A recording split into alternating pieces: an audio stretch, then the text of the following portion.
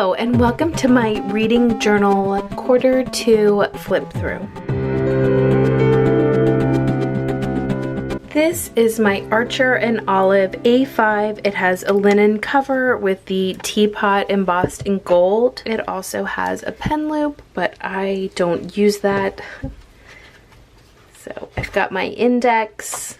I've really only gotten to the first part of that still. So just as a reminder, I have the first part of this set up so that as I come to each month, I will have lists of books that I want to be able to get from the library. So at this point, April, May, and June are pretty empty. The next section is my specialty reading list section. Nothing has really changed here.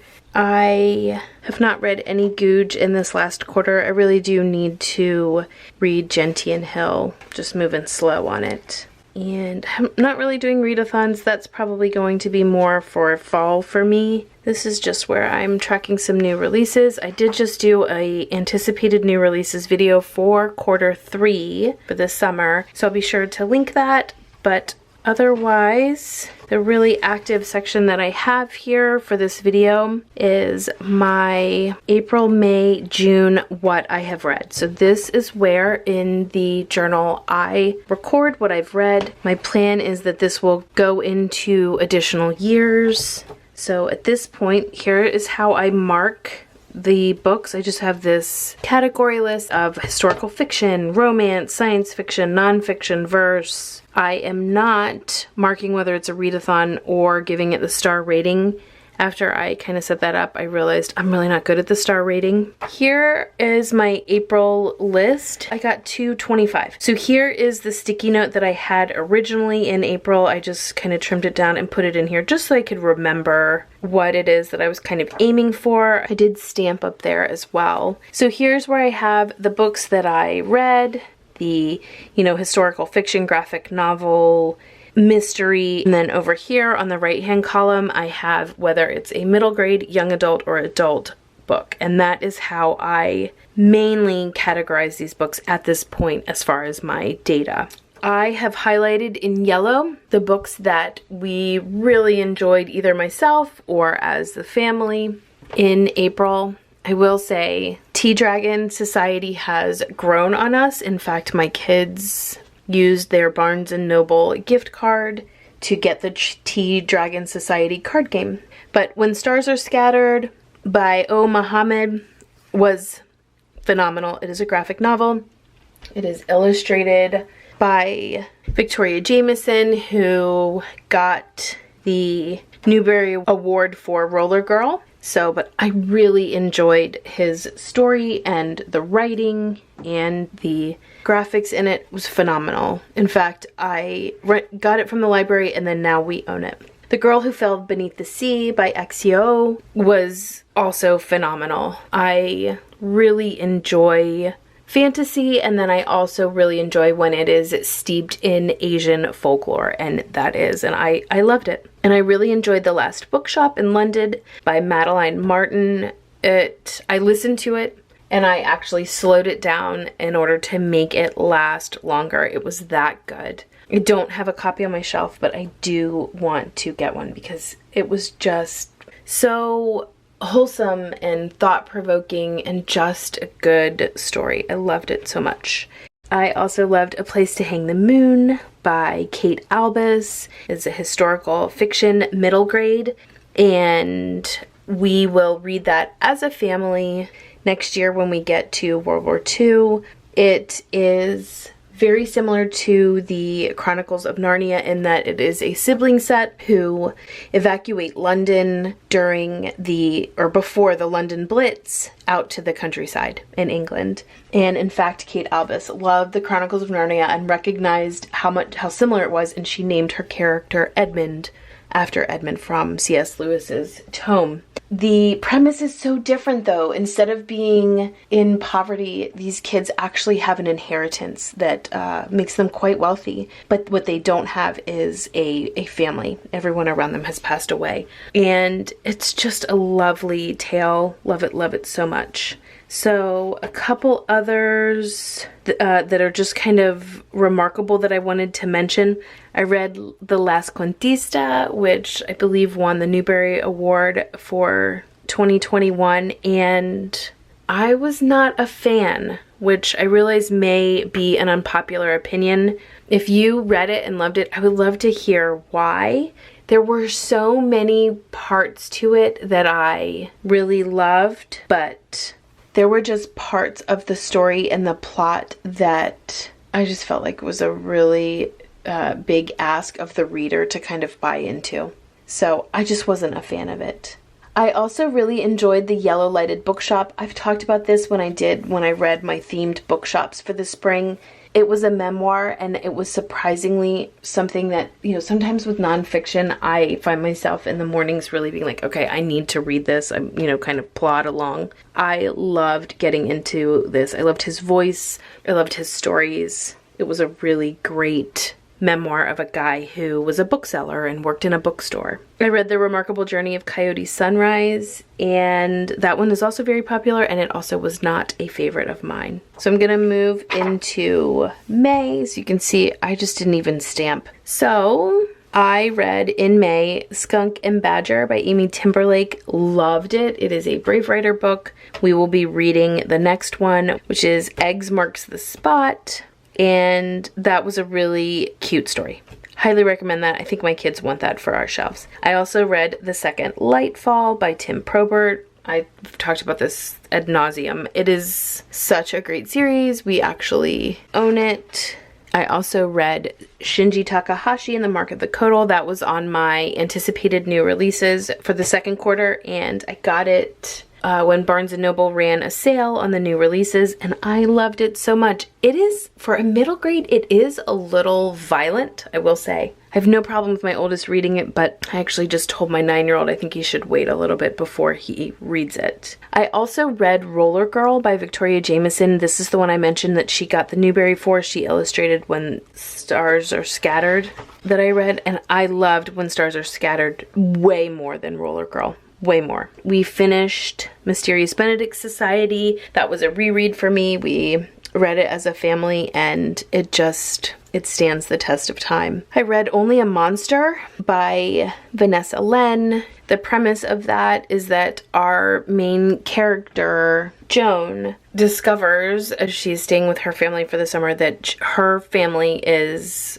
full of monsters, and she actually is one of them, and she has the ability to time travel at the detriment to humans. She ends up in a relationship with Nick, and Nick is actually a monster hunter, and so it is her kind of trying to untangle the mystery of why things are kind of falling apart in the monster community and what Nick has to do with that, and her, developing feelings for him. So it was a good book, but I did not mark it as a favorite. Again, there were parts to the plot that really kind of left holes and more questions. So now we move into June. You can tell June is one of my busier months. I'm not even into double digits for June. Notable is I only have one book that I've highlighted as a favorite, and that is Daryl Open World by Oliver Peru, and it is a graphic novel version of it, and it is illustrated by Remy Guerin, I think. It's hard to tell. I got this one on NetGalley, and it was one of my anticipated releases for quarter 3. So it is a European YA series, and I think the graphic novel was originally done in French, and it's just now in the United States being translated to English. But I loved it. I did not know anything about the series. Some of the reviews said not knowing about the series means that you really kind of were lost. And in the beginning, I really kind of was lost, but I think that was the point. Once I got to the end of it and it all connected together, it made sense. So if you can just kind of get through I'm not sure what's going on here, I'm confused. If you just keep going to try to unravel it, it's really great. So as a prominent or legendary journalist, Daryl has the ability to move through realms and worlds. And as he does so, he reports on various newsworthy occurrences. But as the story progresses, there are some big shifts across the realms that have been previously thought to be impossible in the magic world. And so he gets the support of this kind of ragtag crew of a fairy, who's like his ride or die, an elf, who's kind of a troublemaker, but has his best, interest in mind, and a ghost, and a friend girl who seems to maybe want to be more than that. And so he needs to unravel the mystery of who's behind all of these like impossible things that are happening before there's a total collapse in the realm. So I really recommended it, and as far as my anticipated release, this is so far my favorite of the ones that I've read. I also was given access to Dreams Factory. That is also a graphic novel. I think it might be marketed as a middle grade, but it is absolutely a young adult graphic novel. It is very violent. I really think the plot is good. So Indira is a child worker at a local factory who has a little brother, Elliot, who's at home. And one night when Indira arrives home, her brother is missing. She tracks him to a local toy factory and discovers other missing children who have all had their memories erased. She's determined to save Elliot, whether he remembers her or not, and whether she is placed in mortal peril herself. She is determined. And while I enjoyed the kind of steampunk vibe of the graphic art in this book, and I really liked Indira as a character, I found myself periodically confused as characters just seemed to appear and then disappear, and it was difficult to determine how everyone kind of fit in. I think the general plot, like the idea of it, is solid. It just needs to be a little bit more drawn out and explained to kind of understand like who people are and what's happening. And even with the ending, for instance, I read the ending and then I had to go back and like look closely at the drawing to really kind of figure out, well, who is that and what is happening? So 2 more on the new release that I've read, which is like kind of unusual for me. NetGalley approved a lot of them. I read Thistlefoot by Jenna Rose Nethercott, and again, this one, when I did my research, looked like a middle grade. I marked it here after I read it as a YA. It really could be an adult. It is also very violent. I mentioned in my anticipated release video that I looked at it like The House with the Chicken Legs or The Girl Who Speaks Bear, because it's that Slavic folklore that this is kind of tagging into. Thistlefoot refers to the house with the chicken legs, and it has 2 siblings, and there's a Baba Yaga in it. So much related to that folklore. But this takes a totally different turn, and so much of it I loved. I loved the character development, and I loved the plot. I loved the resolution, as much as it was kind of in this magical realism world. You did not have to suspend your disbelief that much, other than the house, obviously, with the chicken legs. So the story is that you have Isaac and Bellatine, and they are raised in a family of puppeters. They grow up kind of doing this puppet show, like a very professional level puppet show. And things kind of break down when the kids each discover that they have special gifts. One of the kids' gifts seems more prominent than the other, and they just kind of split up as a family. Well, they get a letter in the mail or notice that they have an inheritance. And so they meet in a warehouse and discover that the inheritance is this house with the chicken legs. They feel connected to the house right away. They decide and agree that they're going to start putting on a puppet show using this house to kind of move around, and they're going to try to get back together again as a brother and sister. Well, it turns out that there is someone after them, the Long Shadow Man, and he has these tendrils of evil that are able to impact normal humans, people around them in their life, and they unravel the mystery of why the house is the house with the chicken legs and why the Long Shadow Man is after them. And I really loved it. I keep saying that. It's not highlighted. So my biggest complaint about it is 2. Number 1, the language. There is cursing in it. And I don't mind cursing, but I felt like it was going along, I was getting into it, and then it was just like stopping the plot with the curse words. And the second thing is it is violent. I mean, there are so many trigger warnings in this. There's infant death, suicidal thoughts, death. I think it, gets into anti-Semitism, of course. There is a same-sex relationship. It's not a huge part of the plot, but it is in there. But I was really moved by this and really kind of thought a lot about the plot and what was happening when I wasn't reading it, and also when I was done. Another one on NetGalley that I got to read in advance was Nura and the Immortal Palace by M.T. Khan. I was excited about this because it was in Own Voices, and it was really good also. I loved the inner workings of the jinn, which is like a genie in this culture, Pakistani culture. I also loved how Nura grew as a character. This is one that I didn't mark it, but I will probably recommend it to my kids to read. It was a really great middle grade book that didn't have too much violence in it, or gore, I guess, gore. So another one that I wanted to mention, two more that I read this month, Out of the Silent Planet by C.S. Lewis. This is his science fiction. I have read so much of his work. I've read Till We Have Faces. I've read all of the Chronicles of Narnia. I've read his non-fiction work, his biography. I've watched documentaries on him. I must not be the biggest fan of science fiction. There was so much interesting about it. I love how he described the planet.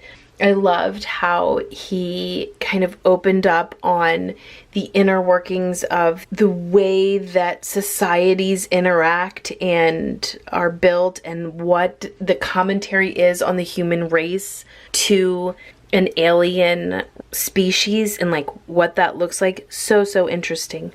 There was also a lot that I was not fond of. The science fiction part of the spaceship getting from Earth to there was a little sketchy, and then getting home was really sketchy. But the actual being in the other planet was my favorite part.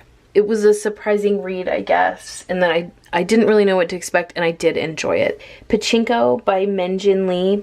I did not like it, y'all. I did not like Pachinko. I was about 2/3 of the way through and thought, I really don't like this. And I thought about not finishing it, but I was so far along that I was like, well, I just need to see how this ends. But it is the story of a girl who is the daughter of a very strong woman and a father who has a disability. And in her culture in Korea, he really was unmarriable, but he was able to get married to this really fabulous woman.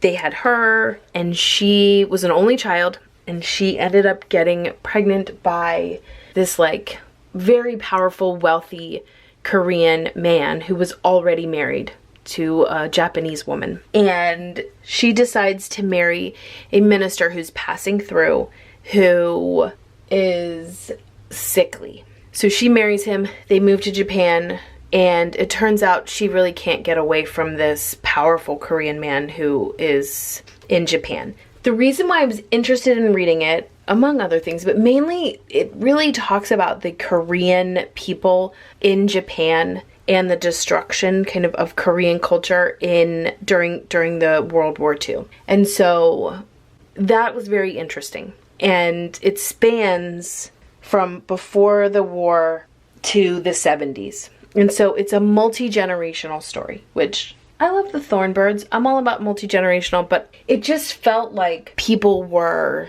dying, getting cancer, had addictions, lost the people that they loved, were getting beaten up, taken advantage of, and this guy who had this money in the very beginning, this Korean who had gotten her pregnant, kept swooping in and saving them, and he obviously is like not the strongest moral character. It just was like not uplifting, not the story for me.